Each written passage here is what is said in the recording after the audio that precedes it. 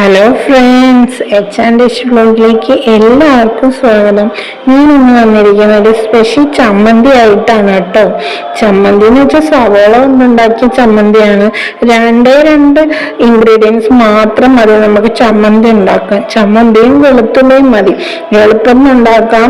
നമുക്ക് കറിയൊന്നും ഇല്ലെങ്കിൽ പെട്ടെന്ന് തയ്യാറാക്കുന്ന ഒരു ചമ്മന്തിയാണ്. നിറയെ ചോറ് കഴിക്കാൻ, ചപ്പാത്തിക്ക്, ദോശയ്ക്ക്, ഇഡലിക്ക് എല്ലാത്തിനും ഇത് കഴിക്കാവുന്നതാണ്. ഇപ്പൊ വീഡിയോയ്ക്ക് വന്നാലോ, 2 ചെറിയ സവാള എടുത്തിട്ടുണ്ട്, വെളുത്തുള്ളി ഒരു 4 അല്ലി വെളുത്തുള്ളി എടുത്തിട്ടുണ്ട്.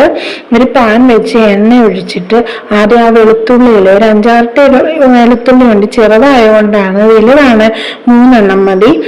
വീട്ടിൽ നന്നായിട്ടൊന്ന് മൂപ്പിച്ചെടുക്കണം. നല്ല മൂപ്പിക്കേണ്ട, ഒന്ന് ജസ്റ്റ് ഒന്ന് കളർന്ന് മങ്ങിയാൽ മതി.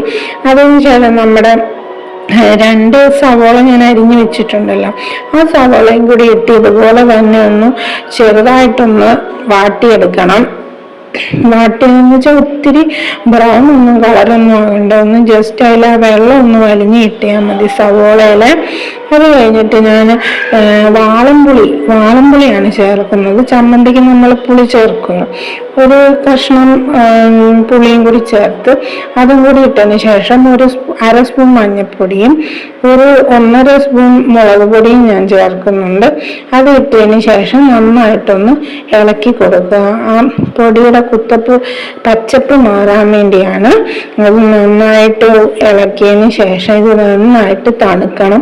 തണുത്തിട്ട് നമ്മുടെ മിക്സിയുടെ ജാറിലേക്ക് ഇട്ടത് നന്നായിട്ട് അടിച്ചെടുക്കണം.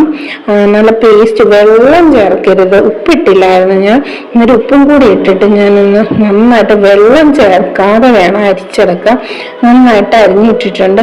ആ പാനിലേക്ക് തന്നെ 1 സ്പൂൺ എണ്ണയും കൂടി ഒഴിച്ചിട്ട് കടുക് പൊട്ടിക്കണം. കടുക് താളിച്ചാൽ മതി. ഇനി കടുക് 1 സ്പൂൺ കടുകും കൂടി ഇട്ടിട്ട് ഞാൻ 2-3 കരിവേപ്പില ഇട്ടിട്ടുണ്ട്. കരിവേപ്പിലയും കൂടി ഇട്ടിട്ട് നമ്മൾ അരച്ചു വെച്ച ചമ്മന്തി ഉണ്ടല്ലോ, ആ സവാള അരച്ചത്, അത് ഇതിലോട്ട് ഇട്ട് കൊടുത്ത് നന്നായിട്ട് അതിലെ വെള്ളം പോണ വരെ നന്നായിട്ട് വഴറ്റി കൊടുക്കുക. ഇത്രയുള്ളൊരു സിമ്പിളായിട്ടുള്ള ചമ്മന്തിക്കറിയാണ് ഇത്. എല്ലാത്തിനും ചോറിന് കൂട്ടാൻ, ചപ്പാത്തി, ഇഡലി, ദോശ എല്ലാത്തിനും കൂടാൻ. ഞാനിവിടെ ചോറിനാണ് എടുത്തിരുന്നത്. വൈകിട്ട് കറിയൊന്നും ഇല്ലാത്തതുകൊണ്ടാണ് ചമ്മന്തി ആക്കാന്ന് ഓർത്ത്.